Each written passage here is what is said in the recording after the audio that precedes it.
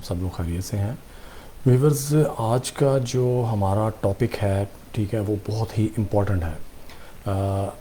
UK की चूँकि enquiries जो है ग्लोबली बहुत ज़्यादा होती हैं, ठीक है, बड़ा एक फेमस कंट्री है, ठीक है, और इसका वीज़ा सबसे ज़्यादा अप्लाई होता है, ठीक है। इवन कि आप इस चीज़ को थोड़ा सा वेरीफाई भी करें तो जितने कंसल्टेंट हैं सबसे ज़्यादा इंक्वायरीज़ यूके के मतलब जो है उनको मिलती हैं।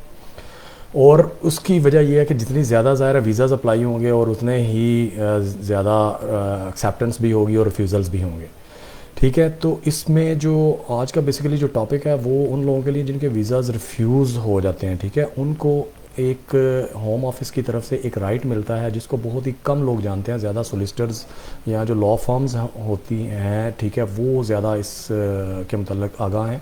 बाकी अमूमन जनरल मैसेज में people would have no concept of PAP, pre action protocol, ठीक है। प्री एक्शन प्रोटोकॉल को जो है कोशिश करूँगा उसका स्लाइड सा इंट्रोडक्शन आपकी खिदमत में पेश करूँ, ठीक है। और ये जो है बहुत ही फ़ायदा देने वाली एक कैटेगरी है, एक प्रोडक्ट है जिससे जिन लोगों के वीज़ाज़ रिफ्यूज़ हो जाते हैं, ठीक है, वो बहुत ज़्यादा इससे बेनिफिट ले सकते हैं। So pre action protocol sets out what must be done to before making a claim for judicial review, ठीक है। सादा अल्फाज में इसको यूँ कहूँगा कि जैसे ही आपका वीज़ा रिफ्यूज़ होता है, ठीक है, तो आपको यूके कोर्ट में आप उसको लेके जा सकते हैं जुडिशल रिव्यू के लिए, ठीक है। लेकिन ये एक बड़ा जो है ना वो एक टॉपिक है, एक बड़ा सब्जेक्ट है, ठीक है, जिसमें आपकी बहुत ज़्यादा कॉस्ट इन्वॉल्व हो सकती है। तो उस जुडिशल रिव्यू में जाने से पहले UK home office, UK immigration authorities जो है आपको एक राइट देती हैं प्री एक्शन प्रोटोकॉल का।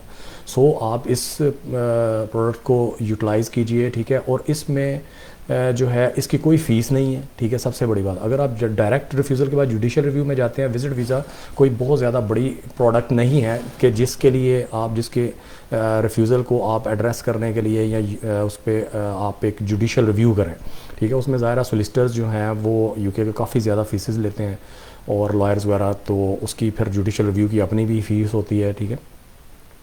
तो उसमें जो है कह लें कि एक बड़ी स्ट्रगल होती है, ठीक है। उससे पहले आप एक छोटी अटैम्प्ट के ज़रिए अपना ऑब्जेक्टिव ले सकते हैं जो कि प्री एक्शन प्रोटोकॉल है, ठीक है। It's in other words we can say it's just like a sweet threat before going for a claim into judicial review, कि आप जो है जब जैसे ही आपका वीज़ा आपको रिज़ल्ट आपको मिला है आपके वीज़ा का, यानी रिफ्यूज़ल लेटर मिला है, जिस डेट को आपको रिसीव हुआ उस डेट से इसके दिन काउंट होना शुरू हो जाते हैं, ठीक है। और ये विद इन 90 डेज़, ठीक है, जिस दिन से मिला आपको और उस दिन से 90 डेज़ के अंदर अंदर आप प्री एक्शन प्रोटोकॉल जो है वो उसका क्लेम कर सकते हैं, ठीक है। इसमें बस सोलिसिटर की फ़ीस होती है, जो भी आपका सोलिसिटर है वो आपको जो भी चार्ज करेगा, ठीक है, उसकी फ़ीस होगी। लेकिन होम ऑफिस की यानी गवर्नमेंट की इसकी कोई फ़ीस नहीं है, ठीक है। और आज जो है ना बेसिकली मैं कोई इसको बहुत ज़्यादा कम्प्रीहेंसिवली डिस्कस नहीं करने जा रहा, जिसमें इसके लिए अपेंडिक्स वी क्या कहता है, ठीक है, और इसके लिए जो इमिग्रेशन रूल्स क्या कहते हैं, ठीक है, और जो भी सेट आउट पैराग्राफ्स हैं वो इसके बारे में क्या कहते हैं। और उसमें हमें इतनी कम्प्रीहेंसिवली जाने की ज़रूरत भी नहीं है क्योंकि हमने बेसिकली इससे अपना ऑब्जेक्टिव लेना, ठीक है।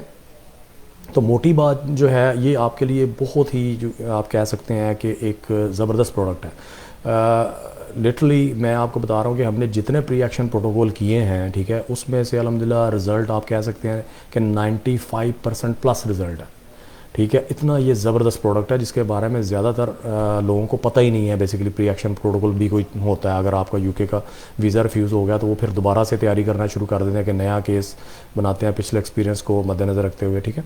तो ये जो प्री एक्शन प्रोटोकॉल एक प्रिंटेड बेसिकली एक प्रेस्क्राइब्ड फॉर्मेट है गवर्नमेंट की तरफ से, 6-7 पेजेस पे मुश्तमिल होता है जो कि, और इसके साथ आपने सारे अपनी डॉक्यूमेंटेशन लगानी होती है, ठीक है, एक्सप्लेनेशंस देनी होती हैं, आपने लीगल ग्राउंड्स लिखनी होती हैं, रिफ्यूज़ल को एड्रेस करने के जो हैं पॉइंट्स आप एक्सप्लेन करते हैं, सर्कमस्टांसेस एक्सप्लेन करते हैं कि why this decision is not fair decision, why ECO should reverse this decision, ठीक है ना। तो मतलब आप उस पर एक किस्म का जस्ट लाइक अपील का राइट तो नहीं है यूके विजिट वीज़ा जब रिफ्यूज़ होता है, तो उसके लिए मतलब लॉ ये आपको एक राइट देता है, एक प्रोटेक्शन देता है कि आप प्री एक्शन प्रोटोकॉल का।